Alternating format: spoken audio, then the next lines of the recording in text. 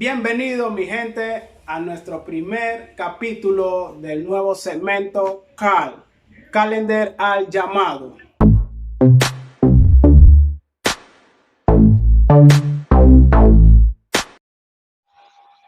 Bien, ahora mismo con ustedes de la cámara está mi hermano porque lo conozco desde pequeño, no tengo mucho recuerdo, ¿no? Pero lo conozco desde pequeño, mi hermano Vladimir Toro, él es evangelista, escritor, pastor y motivador también. En esta llamada también se encuentra mi hermano, ese sí es de sangre, ¿no? Mi hermano de sangre, Obed Calendar, que es motivador, escritor, comediante. Y mi hermano también, Juan Galván, también otro hermano que el Señor me ha regalado en la vida, ¿no? Él es evangelista, líder de jóvenes, mentor y es líder del equipo de orientación de Colón C3, un equipo que tenemos acá en Colón. Así que ya usted puede ver la calidad de personas que tenemos como invitados. Así que voy a dejarle que usted abra su micrófono y usted pueda saludarnos para ir, como se dice, rompiendo el hielo.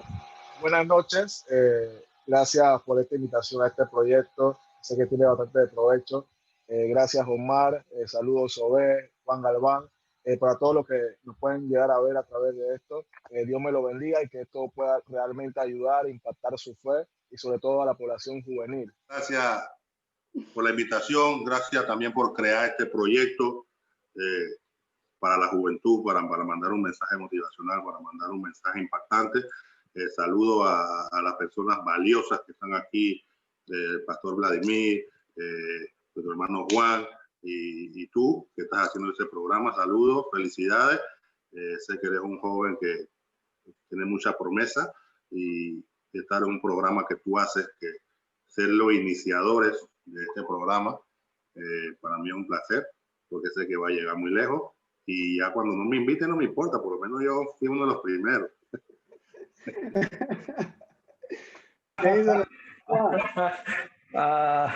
Gloria a Dios por la noche, ¿no? Agradecido con Dios.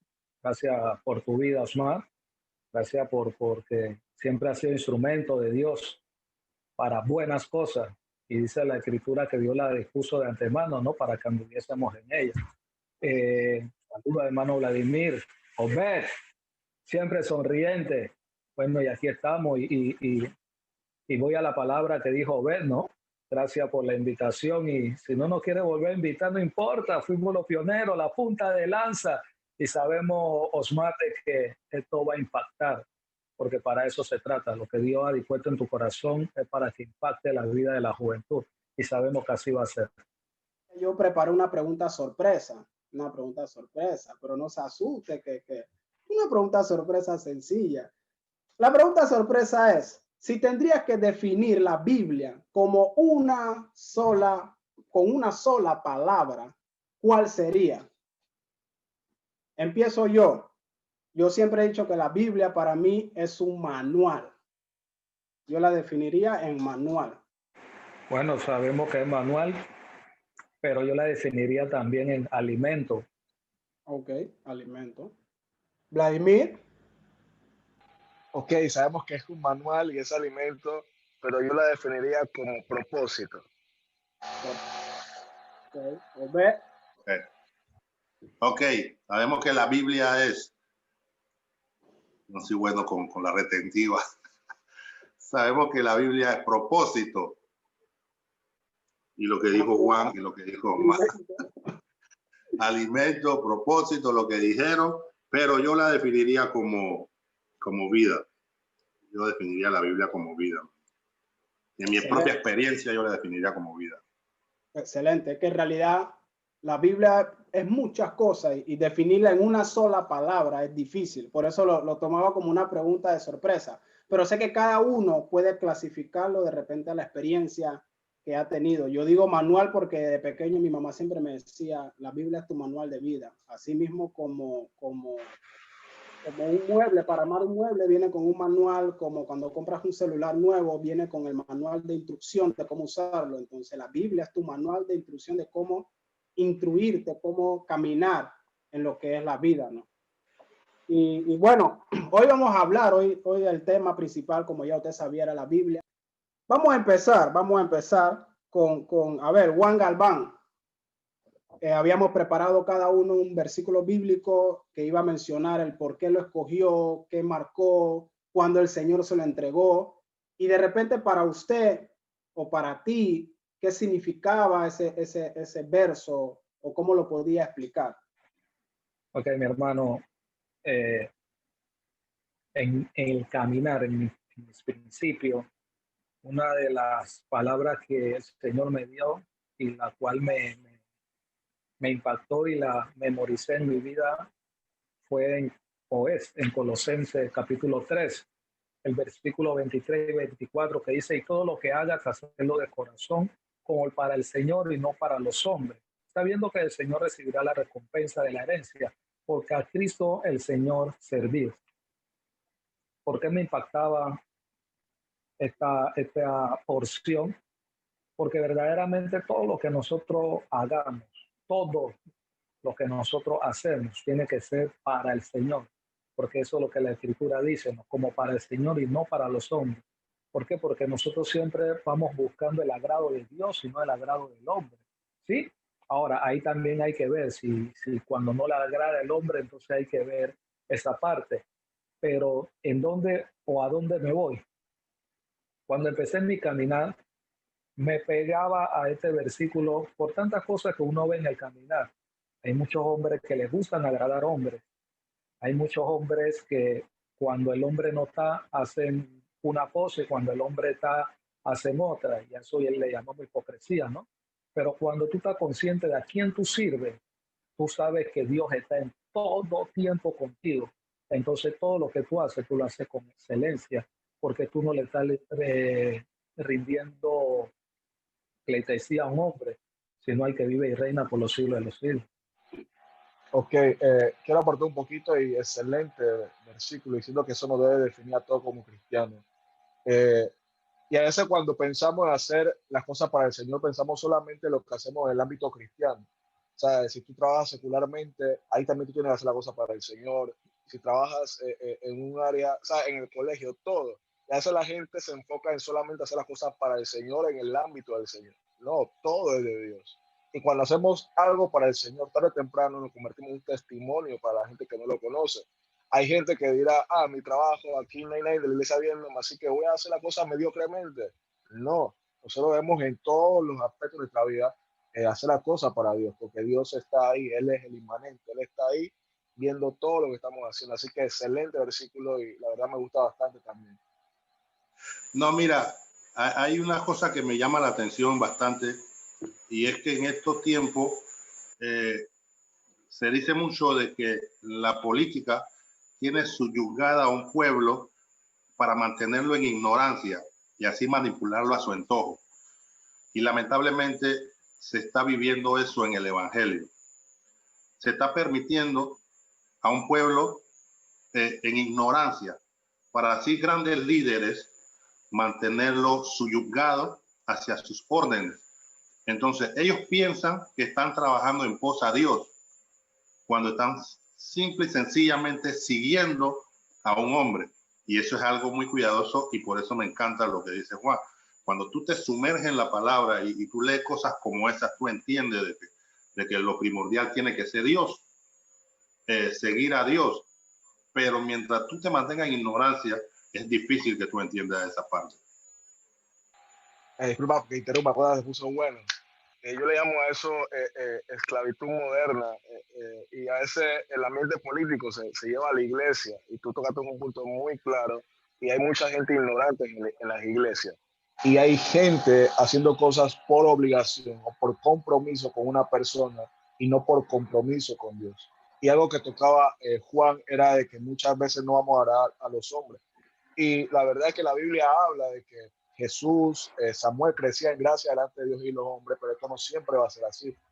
Y mucha gente hoy en día vive en ignorancia, cumpliendo algo que dice un hombre, y nosotros tenemos que saber que es importante la obediencia, el seguir un líder, pero hay veces podemos estar obedeciendo algo y desobedeciendo a Dios. Y eso es algo muy importante que acaba de tocar, que me acaba de hacer como que una alarma, porque algo que estamos viendo en la iglesia actual es eso. Y más en este tiempo de pandemia, mucha gente se ha quitado como esa venda que tenía, y la gente ha tenido como que un choque como con la verdad y con Cristo, y se ha quitado poco a poco ese yugo.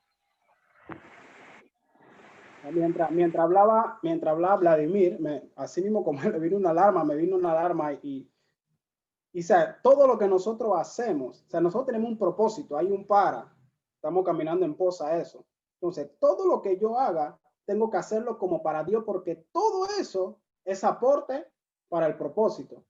Aunque lo veamos como pequeñez, pero todo eso aporta. Entonces, era lo que me venía cuando Vladimir decía que en realidad no es solamente en lo que yo haga en el ministerio, sino todo.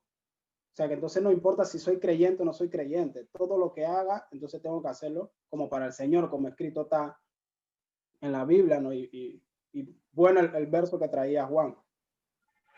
Mira, Osmar, y disculpa, ¿no? Pero ¿qué pasa también?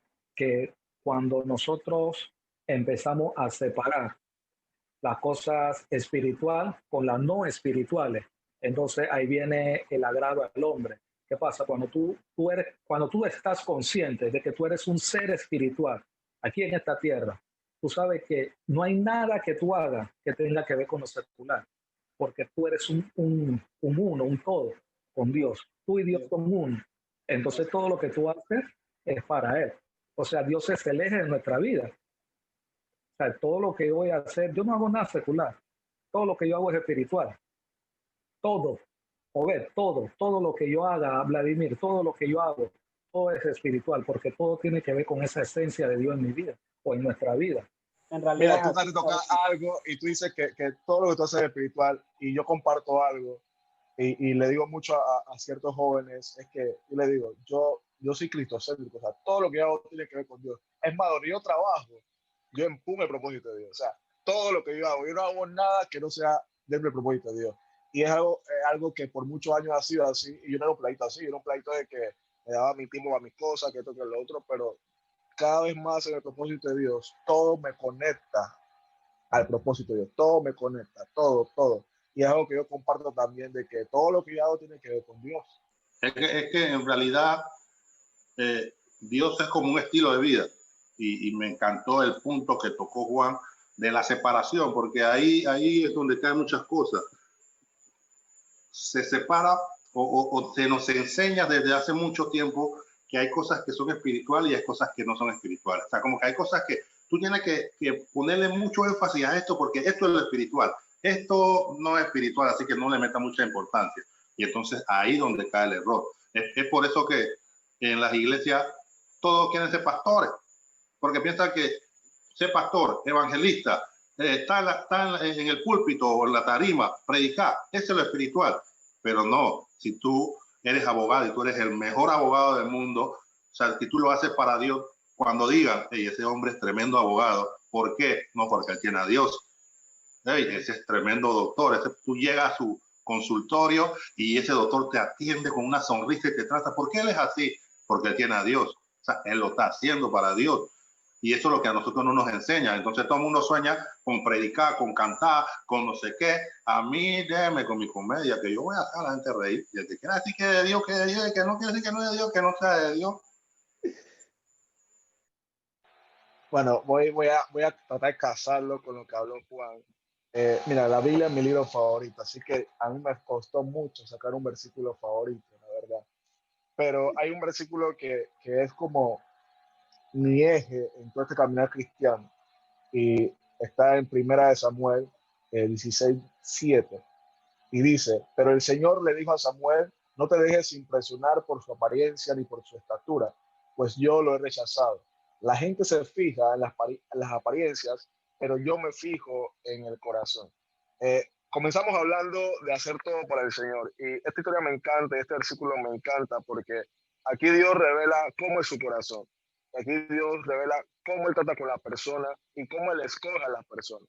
Y aquí estamos hablando de un joven llamado David, que era el menor de los hermanos, y tenía la función de cuidar ovejas. Casi todos los otros hermanos eran guerreros y todas estas cosas en el ejército de Israel. Y este muchachito estaba incógnito, estaba detrás, y no era valorado su trabajo. Y en ese momento, cuando llega el profeta ve la cantidad de hermanos y dice, este es. Porque para él, según su perspectiva humana, esta gente era capaz para ser rey. Esta gente era capaz para que Dios lo escogiera. Pero aquí vemos de que a veces hay gente con mucha preparación y no con un corazón correcto delante de Dios.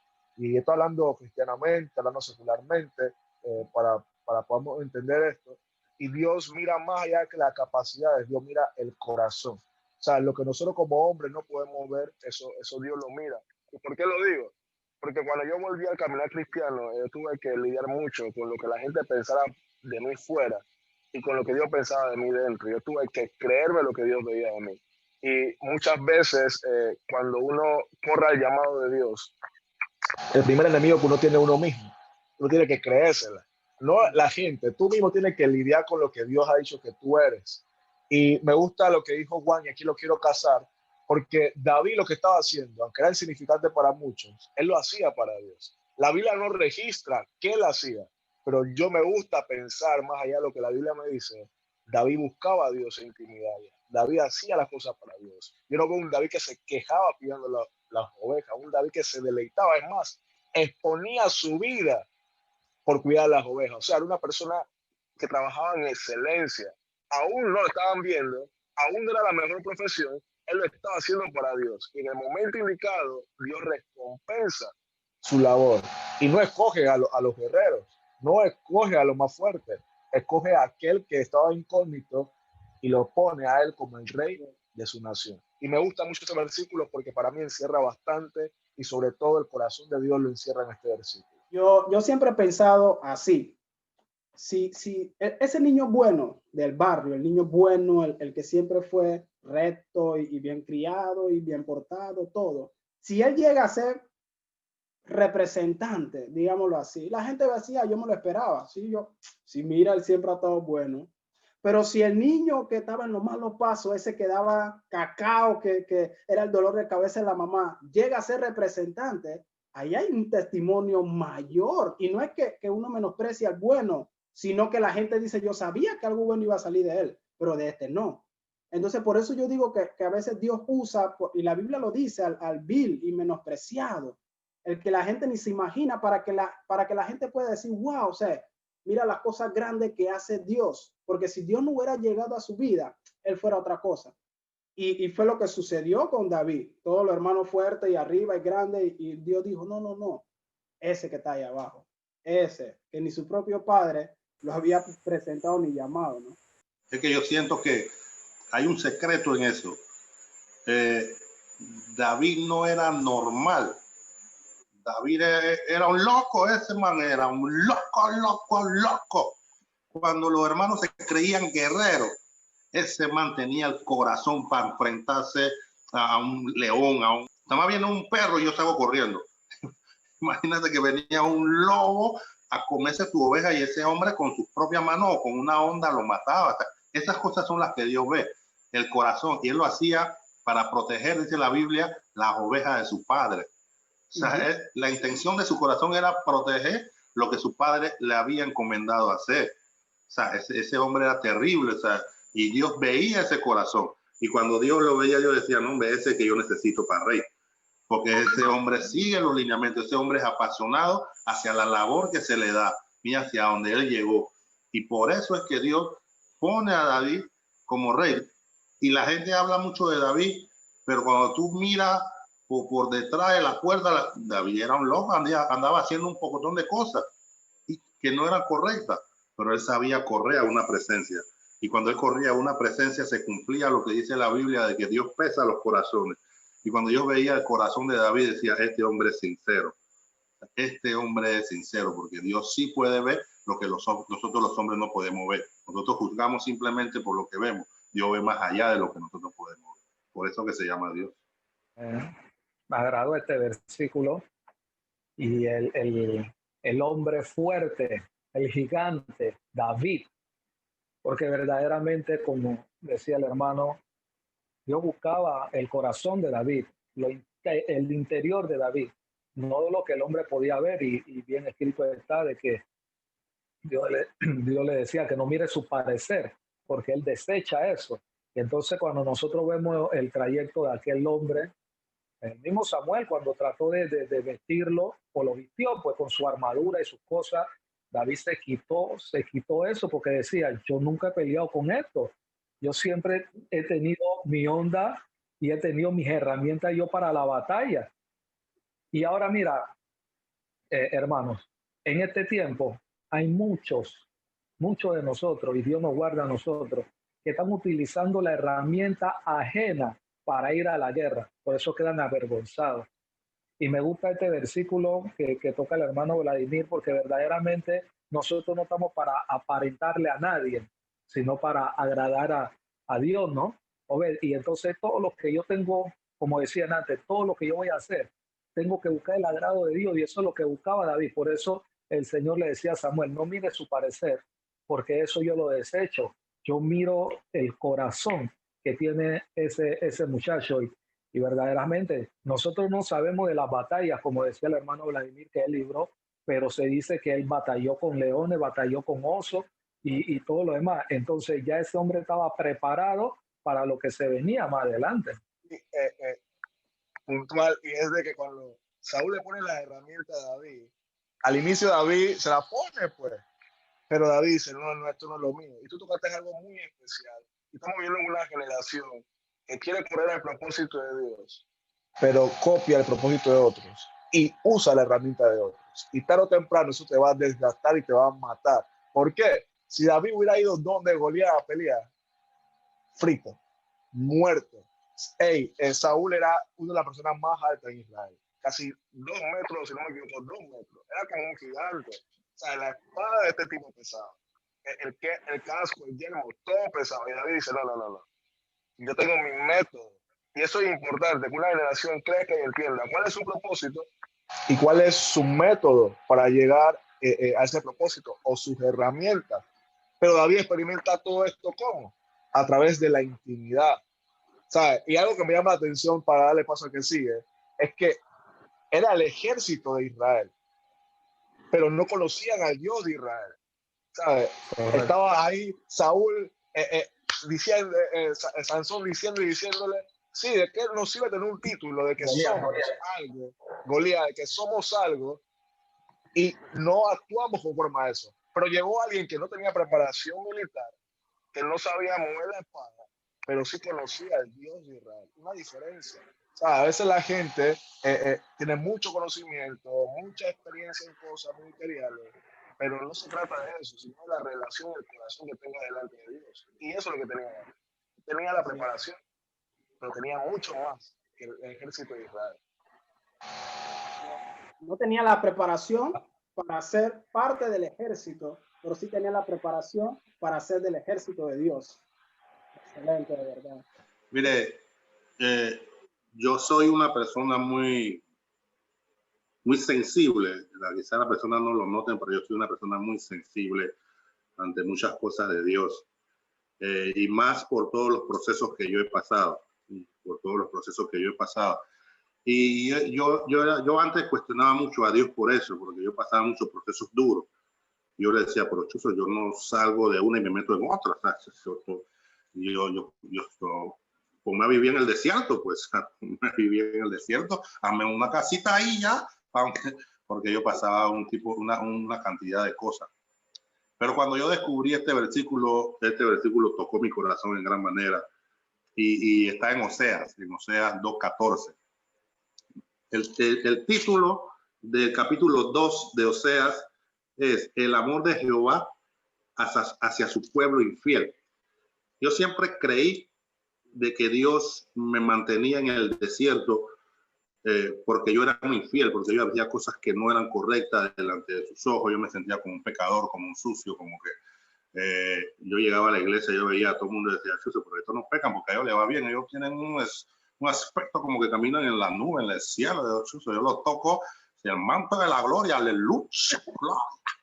O sea, me sentía así porque vivimos así, pero en Oseas 2:14 Dios dice, por eso voy a seducirla, la llevaré al desierto y ahí hablaré a su corazón. O sea, cuando yo entendí de que Dios te mete en el desierto para entonces hacerte entender cuál es tu propósito. O sea, dice, yo te meto en el desierto y allí es donde tú me vas a prestar atención y yo hablaré a tu corazón. Yo te haré entender para qué yo te creé, para qué tú naciste y para qué tú fuiste creado.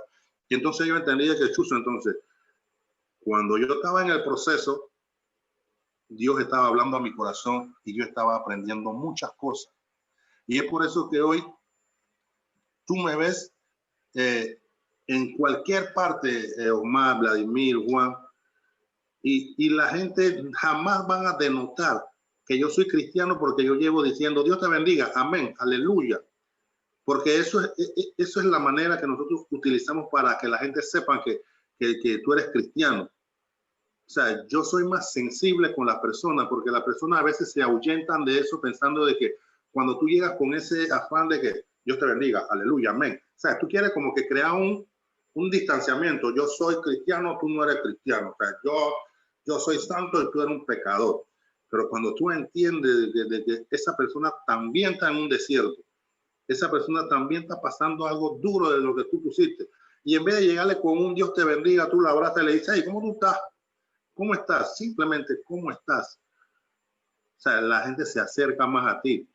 Entonces, ese versículo, en cada momento de mi vida que yo me encuentro en un desierto, sea que Dios me meta, o sea que yo mismo me meta, porque son dos cosas diferentes. Dios te mete en un desierto y hay veces que tú mismo te metes en un desierto, pero Dios lo utiliza a tu favor. Yo siempre recuerdo de que en ese desierto hay voz, y eso le pasó a Agar cuando Abraham la echó. Eso es algo que yo nunca entendí. Yo decía, Dios, pero tú eras terrible en el Antiguo Testamento. Sara se le metió que ella no quería Agar ahí y Abraham la hizo, bueno, coge agua, coge pan y te vas. Y yo decía, pero ese es su hijo. Y cuando Agar se dio por vencida en el desierto, porque el desierto, si tú no estás preparado, el desierto te puede hasta matar. Y Agar se dio por vencida. Dios le enseñó que en el desierto siempre hay una voz. Y esa voz le dijo, tú no estás sola. Ahora empieza tu proceso. Y mira todo lo que logró Ismael.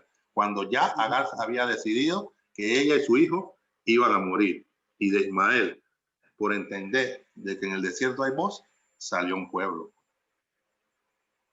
Mira, Dios, y como decía Juan, el espíritu en realidad está en nosotros. Yo no iba a preparar verso para hoy, yo decía, bueno, voy a hacer solamente el presentador, pero después yo no quiero tocar un tema y más por la gente que va a escuchar esto, y tenía exactamente Oseas 2:14. Y por eso que cuando obedecía, yo, wow, o sea, tremendo, era el mismo verso que había preparado. Yo lo toqué y voy a corroborar un poco lo que decía Obed. En mi versión, que es NTVI, dice, la llevará al desierto y ahí le hablaré tiernamente. Y es igual, se le hablará a su corazón. Y nosotros muchas veces, aún los cristianos, los que no son creyentes, le tienen miedo al desierto. Señor, o sea, no quieren proceso, no quieren desierto, como decía Vladimir en su conferencia, o sea, no quieren ser procesados, pero hay que ser procesados para entonces poder llegar al propósito. Y quieren correrle al desierto, no quieren entrar al desierto, pero el desierto no es solamente para hacerte más fuerte, el desierto no es solamente para que tú mismo te des cuenta cómo Dios ahora te ha fortalecido, sino también para enamorarte nuevamente de Él, para volver a ese primer amor, a ese único amor que deberíamos de tener. Y yo meditaba, yo decía, wow, Señor, pero ¿por qué un desierto? Porque en el desierto hace tanta calor que tú te despojas de todo. Tú te quitas todo, tú te despojas de todo tu peso porque hace calor y no confías incluso, Vladimir, ni en ti mismo. Porque hemos visto películas cómicas que, wow, un oasis, cuando te tira no hay nada. O sea, no puedes confiar no puedes confiar o sea, ni en tu propia vista porque puedes ser engañado. Entonces no hay de otra que llamar y decir, o sea, tú me pusiste en este desierto, entonces vamos pues, ¿qué es lo que tú quieres? O sea, no hay de otra que dejar que el mismo que te puso en el desierto sea que te saque. Y créeme que tú has entrado de una manera y cuando el Señor te saque de ese desierto, vas a salir evolucionado, vas a salir mucho mejor de lo que entraste. Estamos en el espíritu, realmente estamos arreciando porque yo estoy leyendo casualmente el profeta Oseas. Decidí leer los profetas menores y estoy leyendo Oseas. Estoy casi terminando el libro. Y lo leí porque yo entiendo de que Dios utiliza modos diferentes para llegar a la gente. Y teológicamente esto es una locura, porque Oseas es una profecía viva. O sea, Oseas no profetizó ya. Oseas vivió la profecía, que eso es una locura. ¿Sabe qué? Si fuera los rabacucos en ese tiempo, varón, usted no está en Dios, ¿cómo usted se va a casar con una ramera? Y a veces cosas que nosotros no entendemos, pero esto no es el punto. El punto es que ustedes hablaron del desierto y la verdad, hablando del desierto físico, es un lugar que como hace calor, así mismo en la noche hace frío. Y el pueblo de Israel pasó por el desierto. Y esta profecía, utilizando el enfoque de un amante, de alguien infiel, es para Israel. Israel en el desierto no entendía el propósito por el cual estaba en el desierto. Se quejaba y decía que en Egipto estaba mejor y que todas estas cosas y querían regresar a Egipto, pero Israel demoró tanto tiempo y mucha generación de Israel murió en el desierto por no entender el propósito del desierto, para despojarnos de cosas. Y vivimos en un tiempo de tanto ruido. Las redes sociales es ruido, los programas de televisión es ruido, la calle es ruido. Y a veces son necesarios los desiertos, porque en el desierto hay silencio y yo puedo hablar. A veces la gente entre tanto ruido está confundiendo la voz de Dios. Yo tengo una frase muy mía que dice, el ruido de los demás no te permite oír su voz. Aún la iglesia puede parecer la voz de Dios y no es la voz de Dios. Y a veces Dios nos manda al desierto, uno, para enamorarnos de Él, sí, pero el enamoramiento tiene que ver con la relación. Si no hay una relación, no hay enamoramiento. Y hoy en día hay gente que va a la iglesia, pero no está enamorada. Y a veces la iglesia no es el desierto. A veces la iglesia es un lugar de lujo donde todo el mundo está cómodo, está relajado, está recibiendo alimentos. Pero el desierto es un lugar donde no hay comodidad, no hay aire acondicionado, no hay comida. Literalmente hablando así, tiene que depender de Dios. Estaba Elías en el desierto del Querí, huyendo de Isabel. Y estaba chévere Elías. Había comida ahí, había apetito 24 había ahí. Y imagínense esto, un cuervo llevándole comida, o sea, un cuervo es un animal carroñero que se come la presa, además de la comida. Pero Elías se adaptó a eso. ¿Y qué Dios hizo? Le secó la bendición. Y entonces sabemos la historia que empieza un ruido fuerte y Elías diciendo, loco, por aquí está Dios. Porque era un tipo de fuego y movimiento y ¿sabe cómo Dios se le aparece? Se le aparece en el silencio. Y eso es algo que como iglesia no nos ha enseñado. Estamos acostumbrados a romper los silencios. Si hay silencio, queremos meter música o queremos aleluya. No, el silencio es importante. Y en el desierto hay silencio. ¿Por qué? Porque Dios está en medio del silencio. Y a través del silencio hay sencillez y nos podemos enamorar realmente de Dios.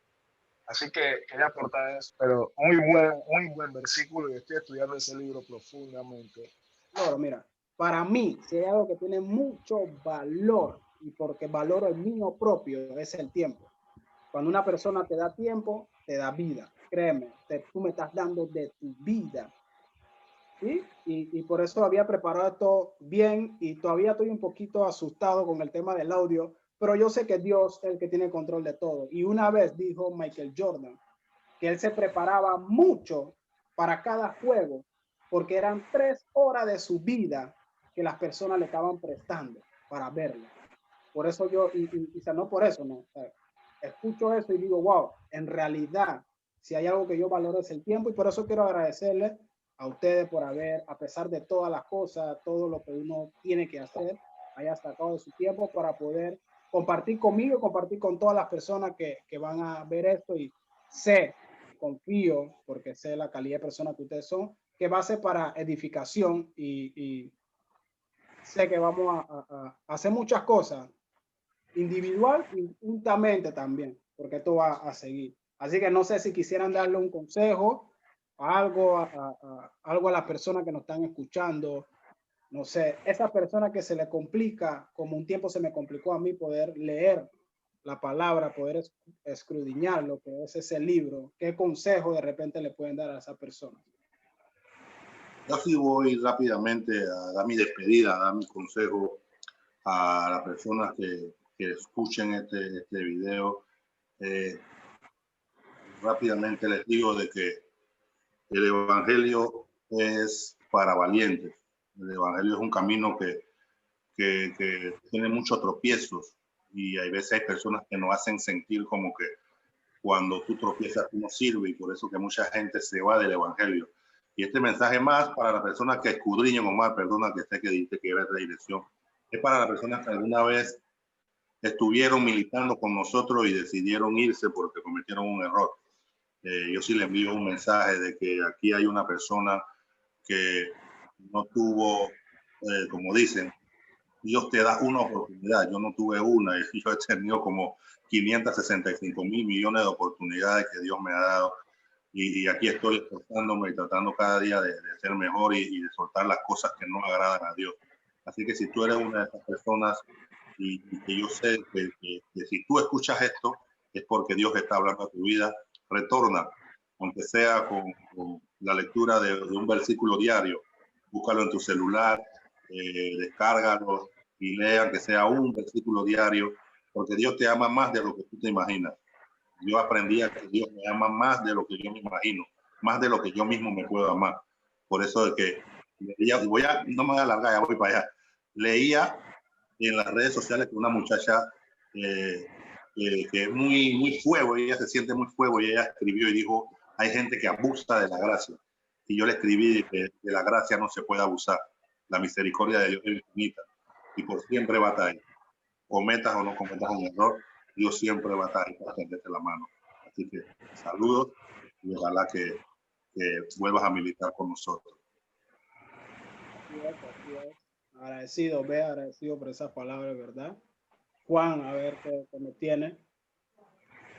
Ok, yo primeramente gracias, Osmar, nuevamente, ¿no? por la invitación, sabiendo de que este es un medio que llega a bastante jóvenes, ¿no?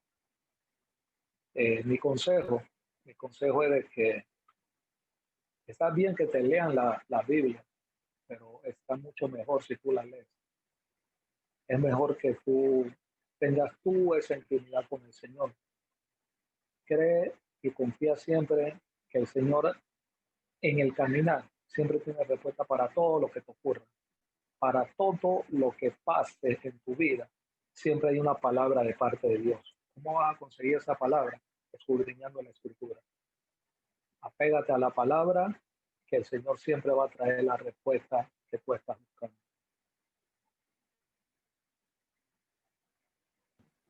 Así es, vuelvo y le agradezco. Vladimir me había dicho ya de antemano que el celular se le estaba descargando un poco y tenía problemas, así que me imagino que por eso que se salió. Pero agradecido con cada uno de ustedes, Juan Galván, Obed Calender, Vladimir, muy agradecido por el tiempo y sé que ha sido de bendiciones. Cada uno de nosotros hemos salido edificados, lo digo por mi parte, yo sé que para cada uno de ustedes también, porque la palabra siempre es nueva. Por más que la leamos, por más que la escuchemos, la palabra siempre va a ser nueva, ¿no?